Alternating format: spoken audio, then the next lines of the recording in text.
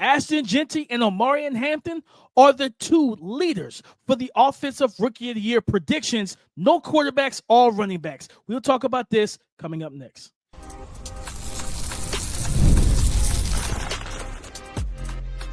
You are Locked On NFL Draft, your daily podcast covering the NFL Draft. Part of the Locked On Podcast Network, your team every day.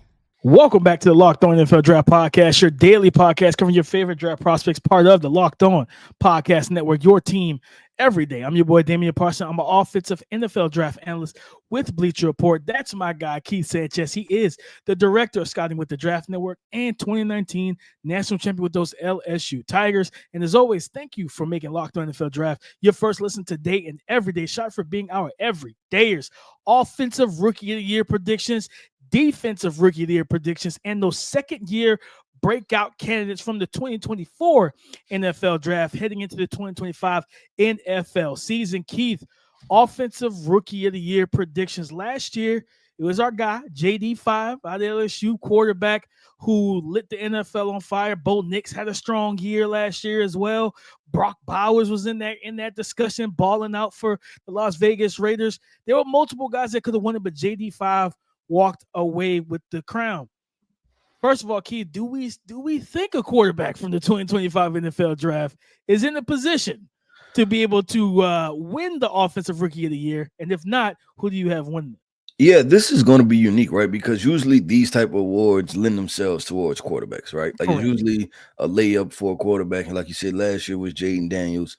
For that, I'm going to say this is not a big-time quarterback situation. Just because Tennessee's situation as far as, them having to rebuild and figure things out, the expectation should be, and not placing this on him, right? But that Cam Ward is going to have some ups and downs, right? And it's just, that's what comes with when you usually go to a bad franchise and you have to turn things around, right? It's not immediate success. Like the CJ Stroud situation was very unique, right? In how he's able to have success as a rookie. So with that being said, my Offensive Rookie of the Year, I'm going running back. I'm going Omarion Hampton, DP. And reason being, I just look at this line, right? I look at Rashawn Slater, Zion Johnson, Bozeman, right? I think Jamari Sawyer's a backup, Joe Alt.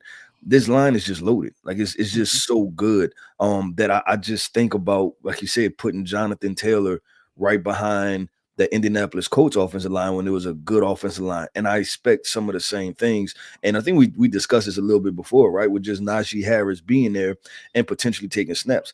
I think it's going to be a uptick, right? And Omarion Hampton and Najee Harris are just different style runners at the end of the day.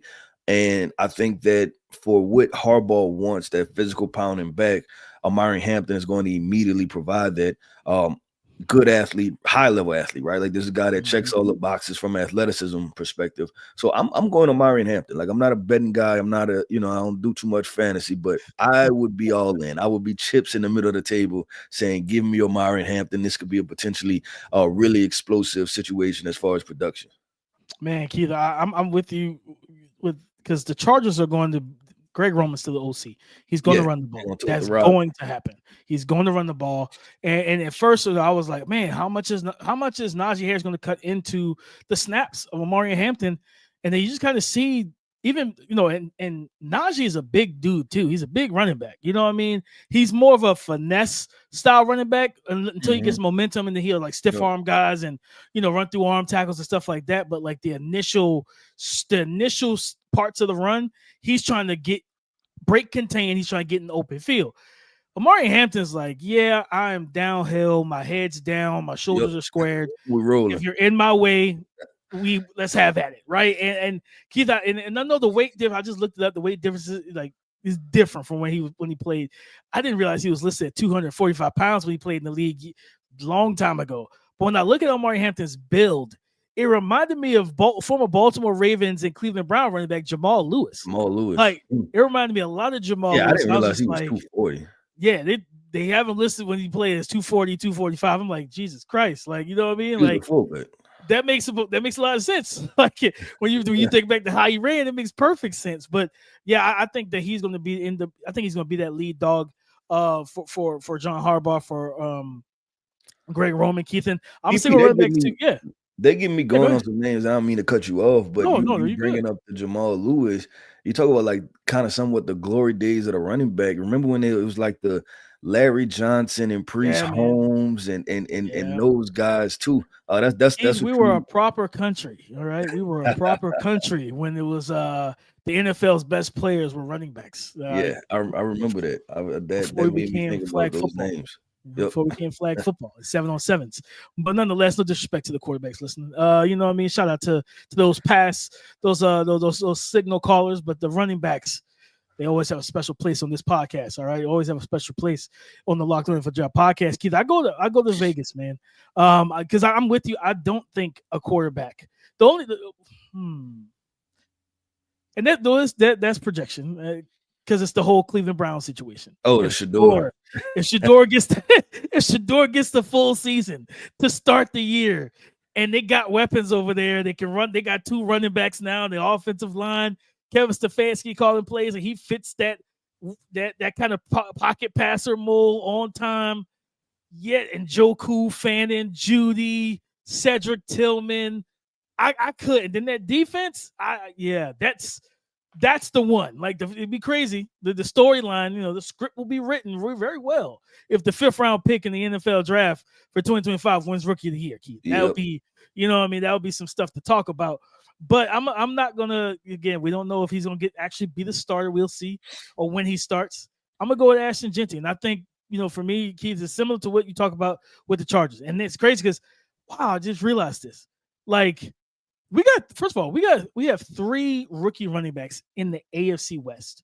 RJ Harvey with the Broncos, Omarion Hampton with the Chargers, and Ashton Jenty with the Raiders. Shout out, I think the Kansas City Chiefs also got a rookie. Brashard Smith. They picked him in the 7th round. Yep. So a lot of new young ball carriers. I look at that Raiders offense, right? You have Jacoby Myers, Brock Bowers. They still have Michael Mayer. I'm excited to see if they run that 12 personnel sets, Keith. Because I think they should. Honestly, if you're gonna keep them both, use them both. In my personal opinion, they drafted Jack Best. They drafted my guy Dante Thornton Jr. They have Trey Tucker. The explosive receiver was he Cincinnati? Cincinnati, Cincinnati, a 4.4 kid. Jacoby Myers, one of the best slot receivers and some of the best hands in the NFL all around. And then Geno Smith at quarterback, right? Their offensive line, move Colton Miller from right to left tackle. He's a really good player. Remember our guy Dylan Parham from Memphis, the guard. Jackson Powers Johnson at center. Alex Kappa is solid at the right guard spot. And then I believe they're starting DJ Glaze, the tackle that they drafted, or they got drafted 3rd round in 2024 from Maryland. So I think they're going to run this football. Chip Kelly being the OC for the Las Vegas Raiders. I think Ashton Jenty is going to be poised to get, Keith, I'm going to tell you, I think he's going to get 300 plus touches. Like I think he's gonna get 300 plus touches. I'm gonna look at their running backs, the guys behind him. I know Raheem Mostert is there. Not transfer, but came over through free agency from the Miami Dolphins. They got Zamir White, Sincere McCormick, who did some good things for them last year. Out of UTSA, Dylan Laub, from New Hampshire, Chris Collier from Lock Haven. Yeah, it's going to be Ashton Jenty. You don't take a quarterback. I mean, you don't take a running back top 10 and not make him the dude, right? The bell cow, yeah. You have to. Real quick, a sneaky one for me, Travis Hunter. And I'll go with Travis Hunter just because of him being a wide receiver. And he's with a proven quarterback, right? Like, and Trevor Lawrence hasn't consistently played at the top level. But if you get a solid Trevor Lawrence, and he's one of 2 weapons as far as you still have Brian Thomas too, and he's going to get his target share. But is it possible that, you're looking at 2,000-yard wide receivers, or can Travis Hunter touch 900 yards and, 80 receptions, touchdowns or something like that? Yeah, something like that, right? Because we still have to see what Matthew Golden is going to do with Green Bay. You still kind of got to see how Bryce is going to develop for Teodoro. I'm about to ask you that about T-Mac, how you feel about his chances, right? I like pairing from a draft perspective. I just don't know if it's going to be immediately ready, right? Like I don't know if this is getting served ready to eat, right? Like if it's just we got to thaw it out and we got to cook it first and let it marinate. Gotta wait till week 10 before it really gets ready to go. I think it's just gonna take some time. We got to marinate, and that's just Carolina at this point. But DP, we like talking both sides of the football, man. Offensive Rookie of the Year. We're on to Defensive Rookie of the Year predictions, and this one is going to be interesting. I don't think this one's going to be a layup. This should be fun to see what we talk about. So Defensive Rookie of the Year predictions coming up next. The NBA playoffs are in full swing, and every night delivers highlight-worthy performances, major momentum shifts, and can't-miss moments. Whether it's a game-winning shot or a breakout player, there's never been a better time to get in on the action. FanDuel makes it easy to stay in the game before tip-off and live. With player props, performance trends, and same-game parlays, fans have more ways than ever to play smart and win big. When you're talking about winning big, you need to be able to curate your bets around trends. And Shai Gilgeous-Alexander, SGA, is performing like the best player in the NBA playoffs to date. So you want to go ahead and get him in your lineup and in your bet. New to FanDuel, it's the perfect time to sign up. Head to FanDuel.com and place your first $5 bet. If it wins, you will get $200 in bonus bets. Make every moment more with FanDuel, the official sports betting partner of the NBA. Defensive Rookie of the Year predictions for the 2025 NFL season from the 2025 NFL Draft. And Keith, this was not easy. There's a lot of defenders that I like in some good spots. You think about Michael Williams with the San Francisco 49ers, Jalen Walker with the Atlanta Falcons, James Pitts Jr. with the Atlanta Falcons, right? Art, we talked about Will Johnson and Walter Nolan a couple days ago, Keith, I believe on Wednesday's pod, and them both being in Arizona, and they could end up helping each other out. With in terms of making plays and stuff in the stat sheet. But Keith, I went with low-hanging fruit, and I went with Abdul Carter. I went with the low-hanging fruit. I told the people we was going to spice it up, man. I told them we was going to spice it up. Hey, I'm sorry, guys. I went with Abdul Carter. I just look at this situation. I'm like, man, in this defense, I wish Wink Martindale was still at DC, because they would have been lighting quarterbacks up with man-to-man coverage, press man, simulated looks, free runners, all of that. But I think with Abdul, Keith, I think he's going to be this guy. I think he has the potential to really stuff the stat sheet. And typically, when we hear that phrase, is usually for basketball. Got to get the points, the assists, the rebounds, the steals, the blocks. I think he's going to be able to stuff the stat sheet. Tackles. I think he's going to play.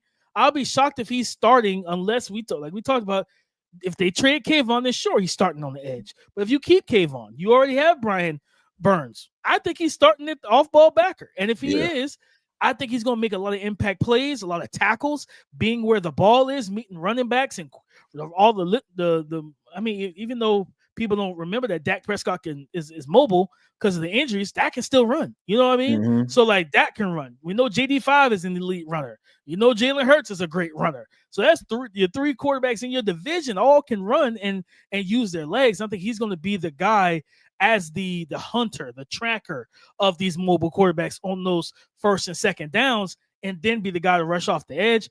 I think him being able to stuff the stat sheet in terms of tackles, also getting the backfield for tackle for losses, and then on those third downs, walking down the line of scrimmage, being that edge rusher, probably kicking Kayvon into that kind of stand-up 3-tech, essentially.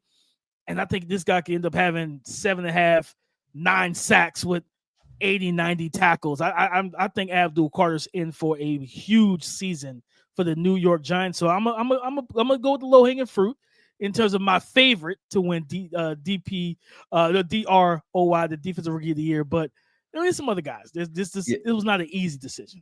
Yeah, all right. Well, DP, this is what we did, right? Do a bunch of curveballs at the end of the day. You took the low-hanging fruit, and I'm going to pick 3 guys, right? So we did. We're doing what we're doing, right? We're doing what we're doing on this segment. So, first of all, I agree with you with the Abdul Carter situation. That seems like the layup there. Yeah. I have a couple sneaky picks, though. Okay. One, Mike Green with the Baltimore Ravens. One, because the Baltimore Ravens are going to be a good defense, and I think they're going to give him every opportunity to get after the quarterback and be successful. Yeah. His team is going to put him in position to be able to earn the right to rush the pass, right? That's what they say. You got to stop him on first down, second down, put him in third and longs to be able to rush the passer. I think the Baltimore Ravens, Mike Green, that's one to watch out for. The second one, we kind of talked about this guy. We'll see how they play. Will Johnson. And second round pick. I don't think any of us had second round grades on this guy. If he's fully healthy and could get the job done, if he comes in as a lockdown corner, gets his hands on some football with, Sam Darnold out there throwing the football, a couple NFC West teams and the other opponents they play, have opportunities. See if you could get your hands on one of them Brock Purdy interceptions, right? That could be a big deal. So I put Will Johnson. And then the third guy, I'm going to pick, okay, so this is almost 4 or 5 guys. I'm going to pick one of the guys with the Atlanta Falcons, meaning Jalen Walker or James Pierce, because I think everything is going to be put on their plate. They were the theme this year for Terry Fontenot finally was defense, right? And, you're talking about James Pierce, Jalen Walker, and Billy Bowman. And I think they drafted one other defensive player. Yeah. And so, so I'm going to go with one of those 2 edge rushers. Well, one of those 2 players, right? Because it'd be interesting to see what they do with Jalen Walker. James Pierce is going to be an edge rusher. Those guys are feeling big time needs as far as the Atlanta Falcons needed linebackers desperately, and they needed edge rushers desperately. So I think they're going to play immediately and just trying to see which one production. And they may benefit DP from playing in a not great division, meaning that the Saints could be bad, the Panthers could be bad. I think the Tampa Bucks are going to be okay. They're going to probably be what they were last year, right? So, like the Saints and the Panthers, you should have a field day defensively, right? Like you should go in there and be like, you know what, I could get my stats up. So I look at those 2 guys also. No, and I'm glad that you brought up Mike Green for sure, because that wasn't even one that I thought about. Like I said, I went back and looked at the draft and where guys landed. I'm like, man, there's so many guys that could potentially legitimately take off, right? When like I said, Michael, not him in San Fran and potentially being the starter opposite of Nick Bosa, and then his versatility, be able to rush from the inside and the outside. His run defense, knowing that's going to get him on the field early, because like you talked about with Mike Green, you have to earn the right to rush the passer. And one thing about Michael is he's going to give you full effort, strength, power, everything. He's going to bring everything he has to the table as a run defender, to then be able to put you in third and longs where he can get after the quarterback. And if Nick Bosa's having a heater, he's in one of those games you got 2 sacks in the first half, they slide protection to Nick Bosa. The quarterback's kind of hedging away from Nick Bosa, and you hedging right into Michael on those third downs. So I think he's a guy that we think about. Donovan Ezeroku with the Dallas Cowboys is another one. That is an interesting one. Because third downs, they lost to Marcus Lawrence. He went to, I think, Seattle. So he's in Seattle now. And you kind of look at the situation, you got Micah Parsons. That's enough, like, to get to take any type of pressure off the opposite edge rusher, because teams are going to try and take Micah out of the equation. They're going to try to slide protection, double, triple, chip. They're going to do everything they can to keep him off of their quarterback, and that's going to give whoever's on the backside one-on-one opportunities on those big third downs, those passing plays, and a lot of opportunities to get back in the backfield. So, yeah, man, I would not be surprised if I'm wrong. If Abdul Carter's the defensive rookie of the year, because there are some Walter Nolan, and a guy that I think, the people, I know the people are like, they've been killing them on social media because, Twitter is like a cesspool of negativity. But like, Mason Graham, like this, Mason Graham came in the rookie mini camp out of shape and he was throwing up. And I'm like, holler at me if this was training camp. You know what I mean? Like, I don't care. Like, guys, I do not care about him throwing up in rookie minicamp, like a couple weeks after being drafted. Well, you know how many days we have until the NFL kickoff of the season? Yeah, no, I don't care. We have over 100 days at that time. So I think he's an opportunity with him, Michael Hall, and then Myles Garrett being on that defensive line with those guys. Yep. I think he's got a strong chance in that division. You start getting the Lamar Jackson, you get to Joe Burrow, you get to whoever's in Pittsburgh. I think he could have a big season as well. So that defensive rookie of the year, I'm gonna stick with my guy Abdul. But guys, I promise you, we're bringing this back right before the season, because it's just early. It's super early. We're gonna bring this back, because we want to make sure if anybody gets hurt through training camp, stuff like that, right before the season, we're gonna come back with all these rookie awards. But Abdul is probably gonna be my favorite. But there's a lot of guys that could take that opportunity from him. Yep, I agree with DP. Let's do this, man. We're going to a flash from the past, right? And we're not going all the way back. We're just taking it a year back, right? We did the 2025 NFL draft. We're going to the 2024 NFL draft, and we're going to talk about who should be some second-year breakout candidates. So we're going to list quite a few names in this segment, get into those 2024 NFL draft prospects, and who could be some breakout candidates. JD5, he broke out. But do we need other quarterbacks to take that next step? We're going to talk about that coming up next.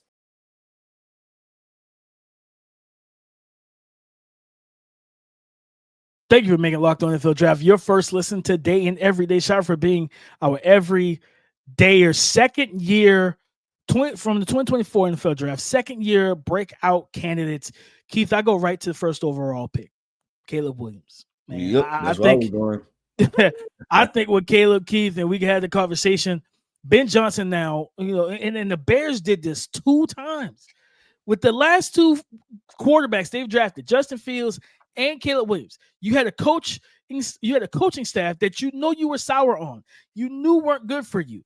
And instead of just firing them and bringing in the new guy with the new quarterback, you kept that guy and that coaching staff and wasted the rookie year and the development of your high caliber toolsy quarterback who needed to take some steps and develop as a player. They did the same thing twice. Caleb Williams threw for over 3,500 yards last year. 20 passing touchdowns, 6 interceptions. He had a QBR or passer rating of 87.8. His yards per attempt were 6.3. He completed less than 63% of his passes, right? Sacked 68 times, pressured 260 times. Keith, the fact of the matter is he was pressured 38% of his dropbacks is absolutely insane to me, right? So what did the Browns do? Number one, get the old coach staff up out of here. Let's go get a guy in Ben Johnson for one. You kill 2 birds with 1 stone. You hurt your rival in the Detroit Lions, because anybody that thinks that Jared Goff and that offense is gonna look the same without Ben Johnson, yeah, I'm sorry. I'm not of that ilk that believes that. Ben Johnson played a huge part of why that offense ran the way it ran. So now you bring him in. Then you go and spend money and you upgrade the left guard, center, and right guard positions, to give them an actual interior offensive line. You got Luther Burton, the 3rd, 2nd round pick in the 2025 NFL draft. You drafted Colston Loveland at pick 10 in the first round of the draft. Got our guy Kyle Monangai in the 7th round, who I think could absolutely carve out a role early on with him and DeAndre Swift. Yeah, man, I think Caleb Williams is due for a breakout season now, because I think for one, he's got a head coach that not only believes in him, he's secure in his job because he just got the job. 2, he's one of the best play callers and most creative play callers in the NFL in Ben Johnson and an improved offensive line. So we've seen guys like, what was it, David Carr, where they said, man, what could he have been if the Houston Texans didn't lead him out there to slaughter behind a terrible offensive line? Who knows, right? So I think Caleb Williams is due, Keith. I think this is probably my top guy. This is my top guy for a potential breakout year. I think they're going to be able to run the ball. They have a litany of weapons, improved offensive line. Now you have the play caller who's going to call plays that actually fits what the quarterback does and what the quarterback wants. And I think they talked about it like who was the OC this past year came from Seattle. I forget his name, but Shane Waldron. Waldron. Shane Waldron. And it clearly was that him and Caleb did not really see the game the same way. Yep. So like having a head coach and a play caller like Ben Johnson, man, I think Caleb's going to be settled down more in games. I think he's going to be able to play more efficiently and confident from the pocket. He's got a lot of weapons to get the ball to. Yep. I'm gonna do this. I had Caleb Williams at the top of my list. I think you went through every detail that I was going to hit on also, right? So I'm gonna go to another guy, another quarterback, ATL, Atlanta Falcons, Michael Penix. This could be a breakout year for him.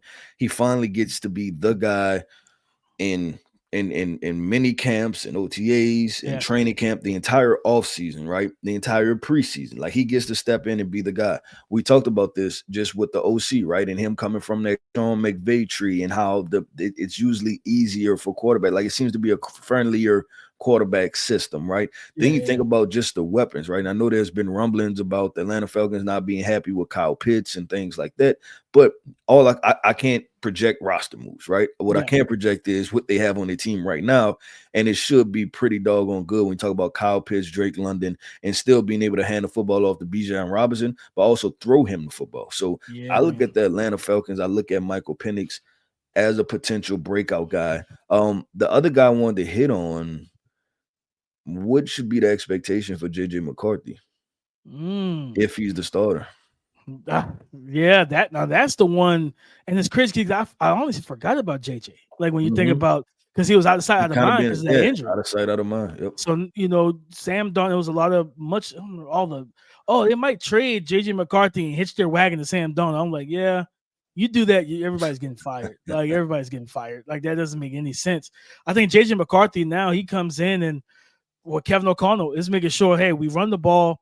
We get you, we do similar to what Michigan did to get you settled in games with the play action pass, but we're not going to do it to the point where we don't trust you like Michigan did, where we don't let you throw it enough to the weapons. Because you're not going to go 80-20 run split with Justin Jefferson and Jordan Addison and TJ Hawkinson. Who did they draft this? Ty Felton. Like, no, you got yourself 4 legitimate weapons for your quarterback, and not even thinking about the running game, and throwing the ball out to the backfield.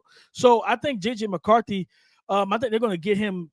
It might be kind of game manager-esque early on to really get him like settled and comfortable and confident. His legs are going to be used, which would be a different element than what we saw with Sam Darnold. I think you're going to see some actual QB design runs, some getting his legs involved.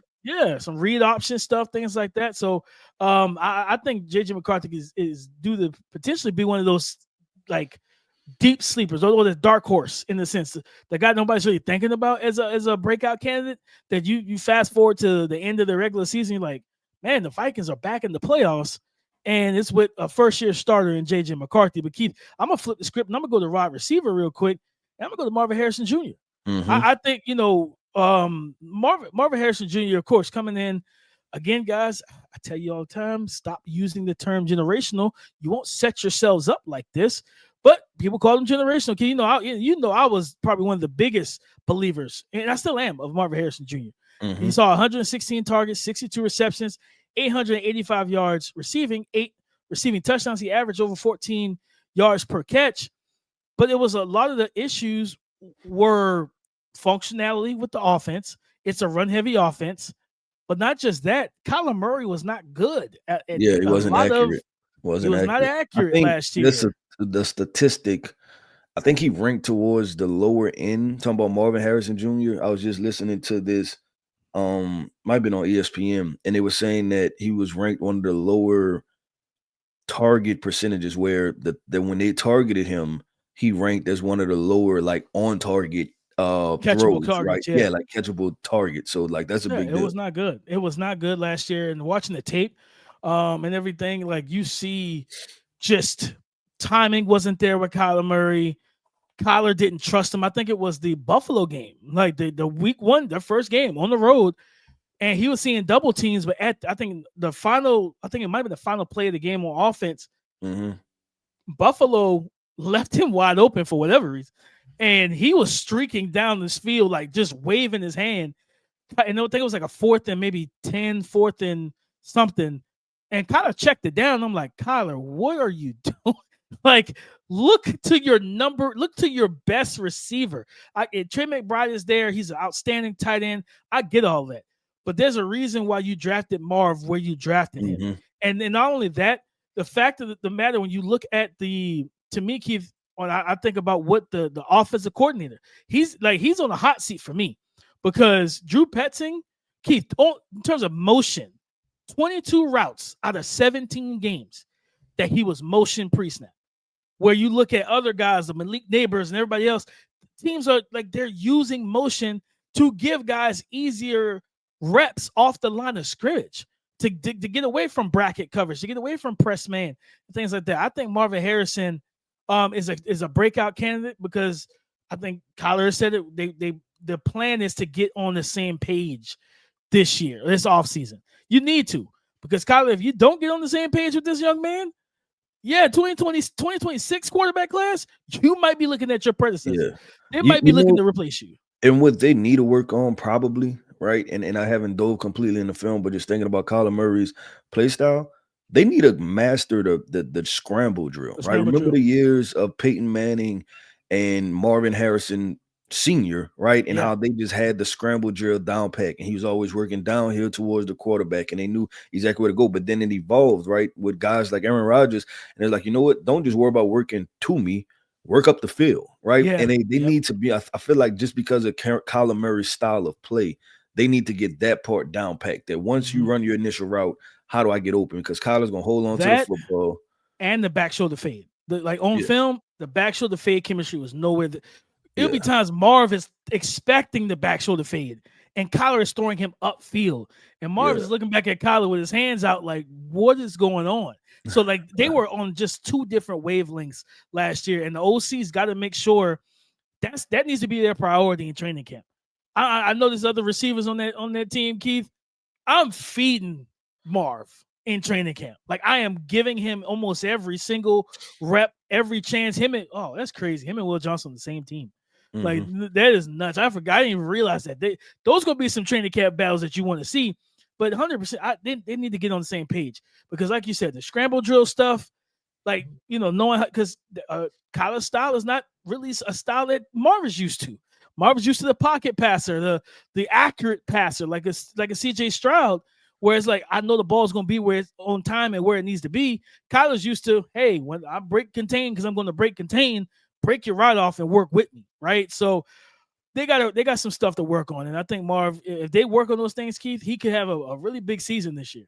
Yep, I agree with DP. That wraps up another episode, man, of the Locked On NFL Draft Podcast. I want to start end this podcast off by saying shout out to our everydayers. Thank you for tapping in with us each and every single day.